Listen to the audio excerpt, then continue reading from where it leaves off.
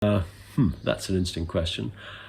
I suppose there are two things which three things, if I'm allowed to have three things to stand out.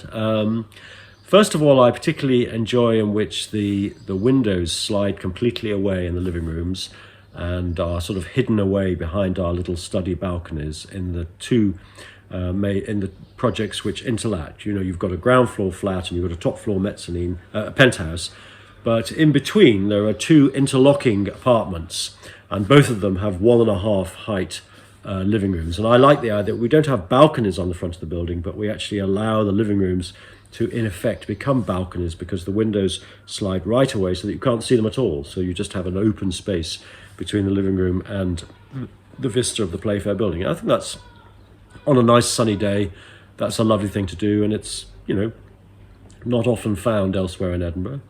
I think the second thing is maybe the interlocking section, which, quite a lot of developers might have been a bit nervous about, but I think Cala have definitely seen the logic of it.